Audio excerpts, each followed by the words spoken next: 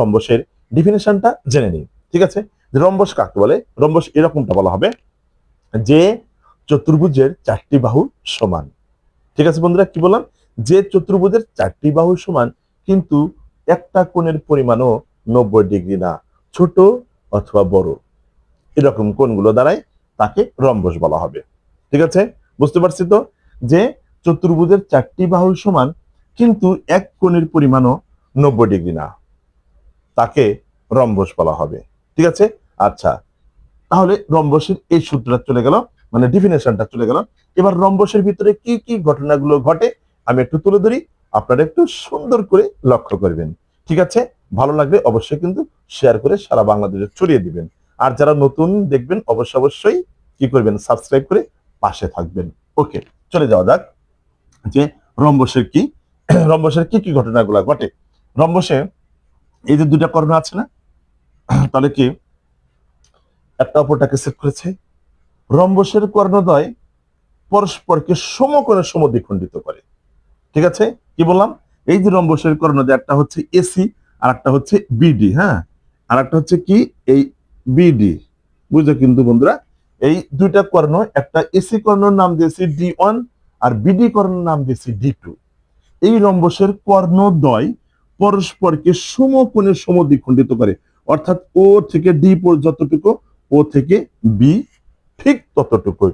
আবার এদিকে ও থেকে এ যতটুকু, ও থেকে সি ঠিক ততটুকুই সমদ্বিখণ্ডিত করে সমকোণে।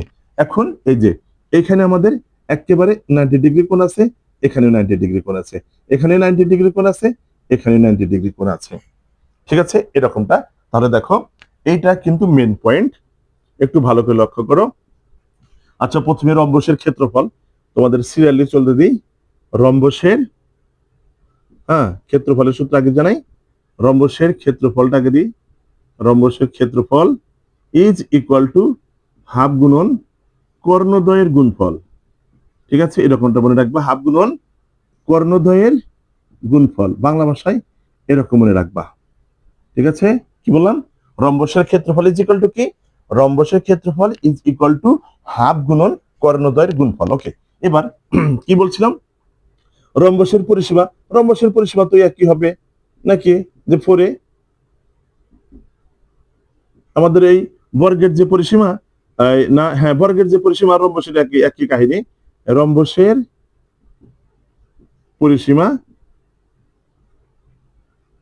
Is equal to 4a। এ হচ্ছে কি এখানে বাহু। হ্যাঁ, এ মানে কি এখানে বাহু, প্রত্যেকটা বাহুকে বোঝানো হয়েছে এ।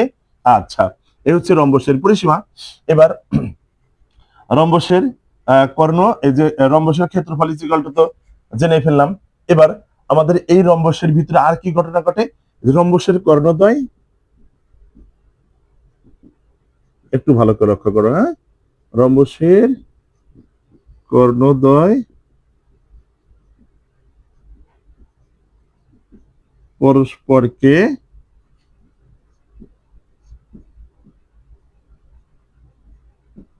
সমকোণে সমদ্বিখণ্ডিত করে। ঠিক আছে, বুঝতে পারলাম যে রম্বসের কর্ণদ্বয় পরস্পরকে সমকোণে সমদ্বিখণ্ডিত করে। যেমনটা আমি তোমাদেরকে বলে দিই, অর্থাৎ ও এ সমান ও সি এবং ও বি সমান ওডি, আর অ্যাঙ্গেলটা এরকম উৎপন্ন করবে, কোণ এরকম এ ও ডি সমান সমান কোণ ডি ও সি সমান সমান এই 90 ডিগ্রি। ঠিক আছে, এরকম উৎপন্ন করবে, মানে এই এপাশে পাশে সব 90 ডিগ্রি কোণ করে উৎপন্ন করবে। এই হচ্ছে আমাদের রম্বসের বৈশিষ্ট্য। রম্বসের বুক বিল্ডিং এরকম কাজ করবে, মনে থাকবে তো বন্ধুরা?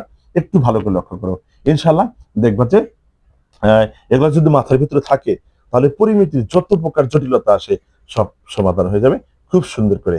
ঠিক আছে, ভালো থাকবে, আমার জন্য দোয়া করবা, আমার জন্য শরীর স্বাস্থ্য ভালো থাকে, আরো সুন্দর সুন্দর টিপস নিয়ে যেন তোমাদের মাঝে হাজির হতে পারি। ওকে, আল্লাহ হাফেজ।